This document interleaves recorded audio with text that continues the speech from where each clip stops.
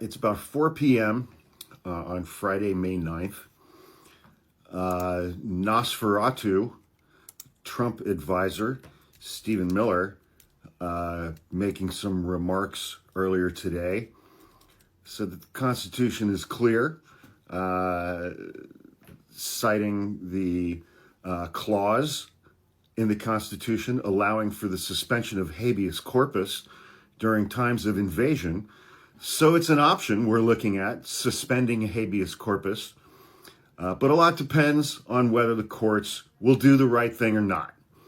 Thus far, according to the Trump administration, the courts are not doing the right thing. First of all, what is habeas corpus? It's a Latin term that I think translates pretty directly to release the body. A writ of habeas corpus is something that you file when you have been detained or taken into detention or are being held by the government, and you believe that you are being held unjustly, unlawfully, or illegally. Recently, the United States Supreme Court, in a unanimous decision, 9-0, held that immigrants who are detained and intended to be deported under the Alien Enemies Act, the court held unanimously that those immigrants are entitled to due process, including but not limited to their habeas rights. They are permitted, as a matter of law, to challenge their detention, and they are permitted to challenge their designation as alien enemies under the Alien Enemies Act. Two courts have found thus far that the Trump administration's use of the Alien Enemies Act designation itself is unlawful. And we've heard Trump and Stephen Miller say more times than I can count. What are we supposed to have, 11 million trials? A hearing is not a trial. Donald Trump knows that. Stephen Miller knows that. They're not stupid. They're just fucking racist. So yes, there is a section in the Constitution, Article 1, Section 9, Clause 2, that says the privilege of the writ of habeas corpus shall not be suspended unless when in cases of rebellion or invasion, the public safety may require it. And there have been a few times when the writ of habeas corpus has been suspended. I think most famously by Abraham Lincoln during the Civil War, which, inarguably a rebellion. And then the writ of habeas corpus was suspended by George W. Bush following 9/11. But he categorized it, that the writ of habeas corpus was only suspended as to specific individuals. Stephen Miller was not clear in his comments whether the administration is actively looking at suspending the privilege of habeas corpus only for immigrants, or if the administration is actively looking at suspending the privilege of habeas corpus for the entire country. And, initially,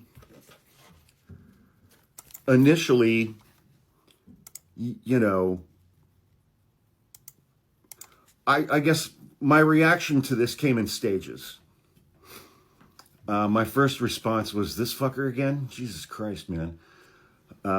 My second reaction was, he's not a lawyer. He doesn't even know what the hell he's talking about. My third reaction was, he's evil. It doesn't matter to him if he understands the law or not. He's not going to obey it anyway. My fourth reaction was the Supreme Court decision from a year ago granting Donald Trump immunity from criminal prosecution for official acts is not going to extend to people like Stephen Miller in the executive branch. And boy, howdy, I can't wait to see our own version of the Nuremberg trials 4 or 5 years from now, and Stephen Miller in leg irons and shackles with his hands shackled around his waist. That's going to be a wonderful thing to see. My next reaction was that this is absolutely horrific if they actually do this. It would be trying to make legal the illegal. It would be trying to make legal the complete absence, proactive denial of due process rights. And again, I mentioned they were not specific. Stephen Miller was not specific in his comments as to who within the United States the administration is actively looking into suspending their habeas corpus rights. He didn't say whether or not it would apply just to immigrants. He didn't say whether it would apply to the entire country. That would be an absolutely awful, terrible, horrifying, authoritarian, dictatorial bullshit thing for them to do, suspending habeas corpus rights. My next reaction, and here's where I might lose some people.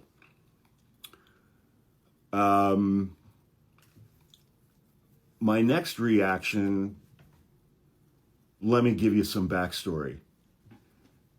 One thing I haven't spoken about publicly too often, I think for obvious reasons that you'll understand here in a moment, is that the only way our current circumstances can possibly change for the better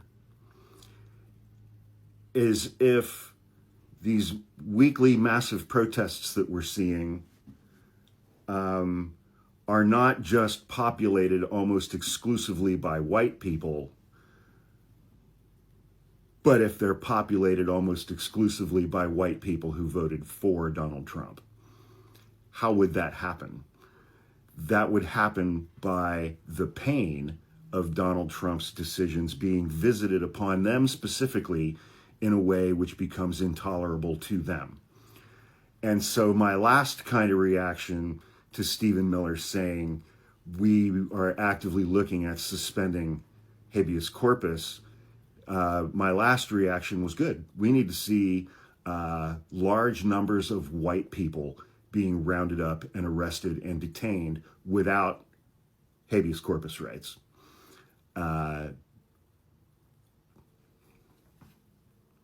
It needs to be white people who are being rounded up and imprisoned without the right to due process. White people who are citizens of the United States, including Trump supporters. I saw a TikTok a while ago from a black creator on this app. I can't remember who it was, who in a 15-second TikTok video very succinctly stated that the reason that things are getting as bad as they're getting is because white people aren't angry enough yet.